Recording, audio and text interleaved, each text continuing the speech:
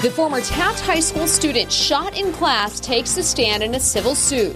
A former elementary school principal accused of killing her husband was back in court this morning. This is 17 News at noon. Good afternoon. Thanks for joining us. I'm Maddie Jansen. Today, the young man who was shot in the Taft High School shooting back in 2013 took the stand in the civil suit against the school district. You may remember in January 2013, Brian Oliver opened fire in a Taft High classroom.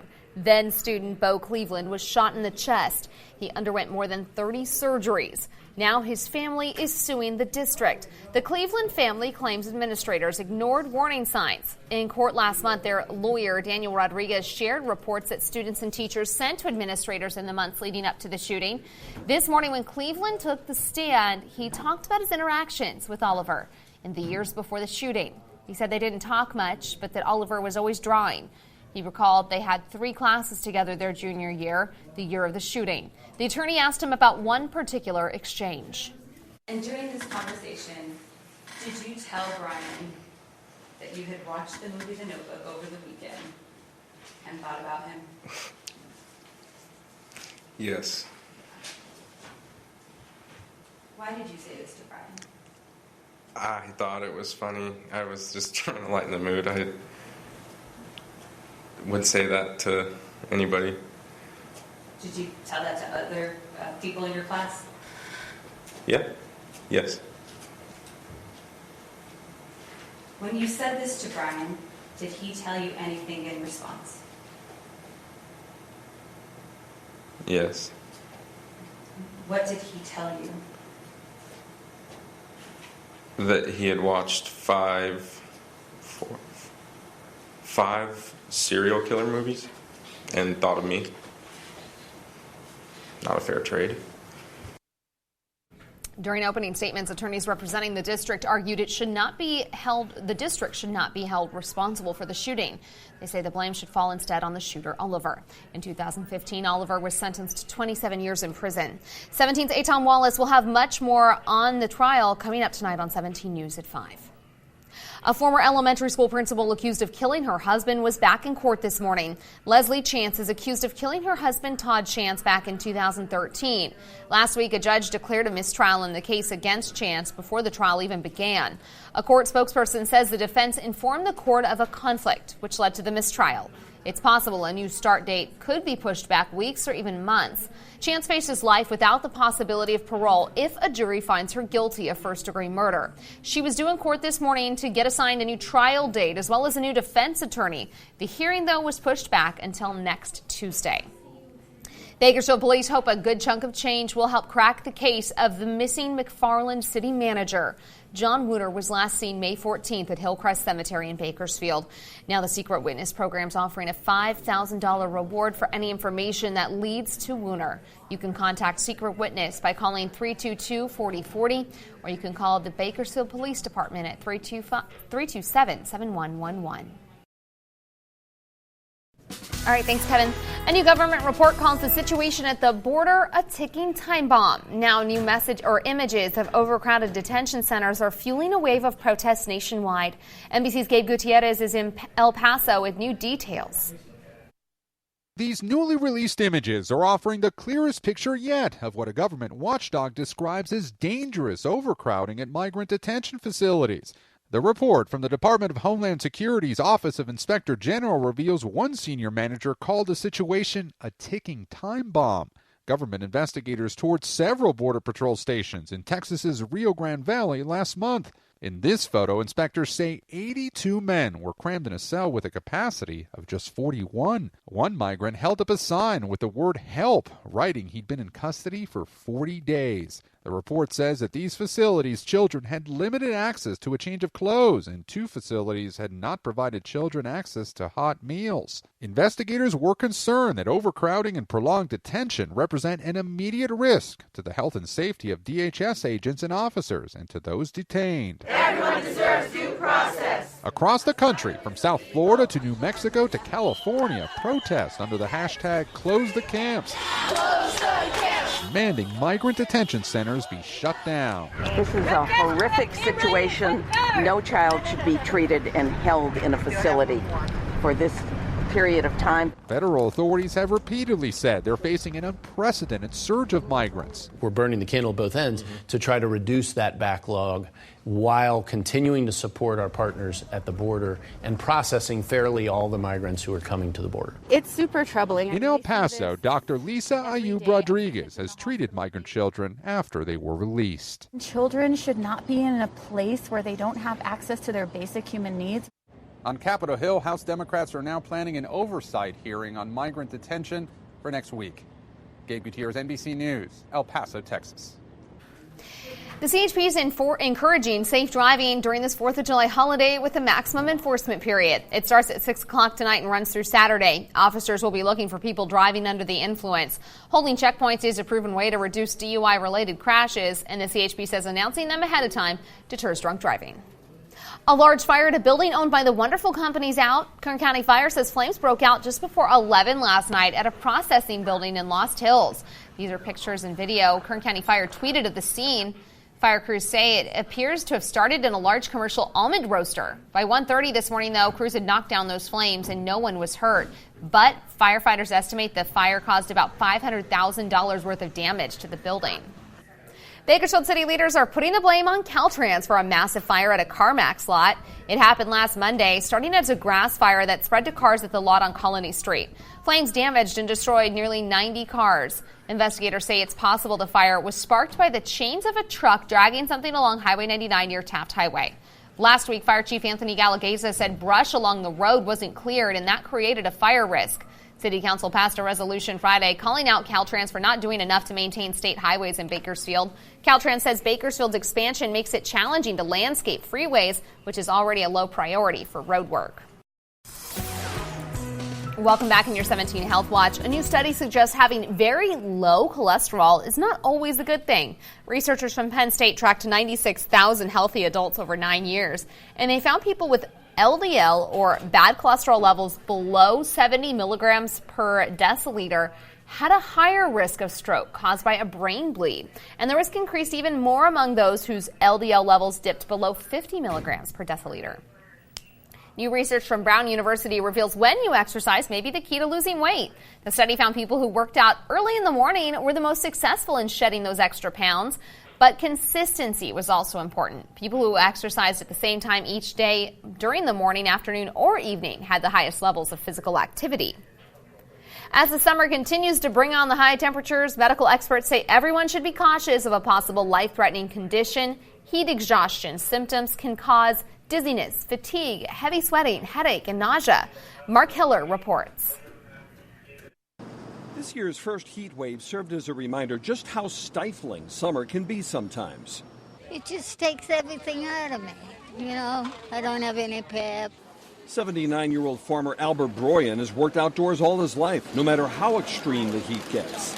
We're out baling hay at 110, 115 degrees, and then taking it into the barn, putting it up into the hay mow. The heat doesn't need to be that extreme to begin taxing your body. Even if it's in the 70s and 80s, and especially if it's in the 90s, where you don't realize that your core temperature can rise with the ambient heat. It's even worse when the humidity's high, preventing your body from cooling off. Certified critical care nurse Deborah Erdman says the first sign of too much heat is heat rash. You get the little pricklies on your arms and your legs, and you get the little sweats and stuff. It becomes more serious if you start sweating profusely. Your heart's starting to race a little bit, and you're starting maybe to feel a little dizzy, maybe a little nauseous. It's time to get cool down. You could be suffering from heat exhaustion, a result of being a little too overheated, even though you may feel cool and clammy. Find some shade, or better yet, some place with air conditioning. Drink plenty of water to replenish those fluids, and sports drinks to replenish electrolytes you sweated out. If ignored, heat exhaustion can turn into something worse, heat stroke. If you get to the point where you're starting to feel like you're going to throw up and then you stop sweating, that's an emergency. You need to get help. Your body begins to start shutting down during heat stroke, causing serious complications. It leads to seizures, it could lead to unconsciousness, and it can lead to death. And experts say if you're with someone showing signs of heat exhaustion, that you should seek immediate medical attention if they become confused or agitated. We're back now on your 17 Business Watch and checking stocks. All three major indices closed early for the holiday and all set record highs. The Dow gained 179 points to close at 26,966. The Nasdaq added 61 points to close at 8,170. And the S&P 500 gained 22 points to close at 2,995. Meantime, checking oil prices. West Texas Intermediate $57.30 a barrel and Midway Sunset $61.09.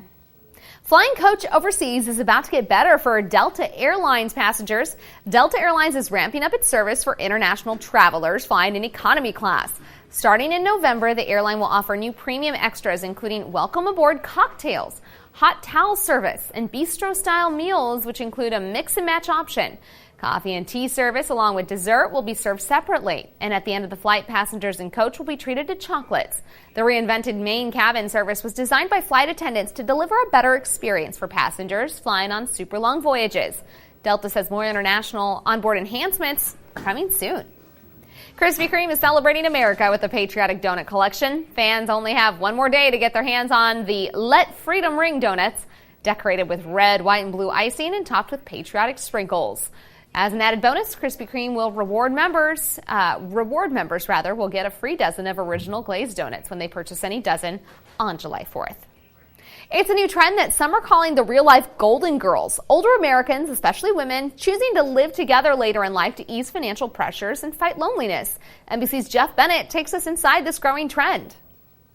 Roommates are the new retirement plan. How are your students? Eileen Hyatt and Jean Vogel were strangers until a year ago. The two now live together and say they've become good friends, both seeking the same thing. I found myself to be in a situation after a long marriage and divorced, and I could afford my own place, but I was a little concerned about moving and isolating myself and being alone.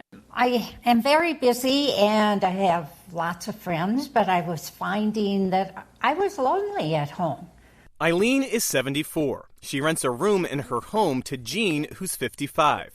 They're part of a growing trend of baby boomers choosing to live together in their later years for companionship and to cut costs.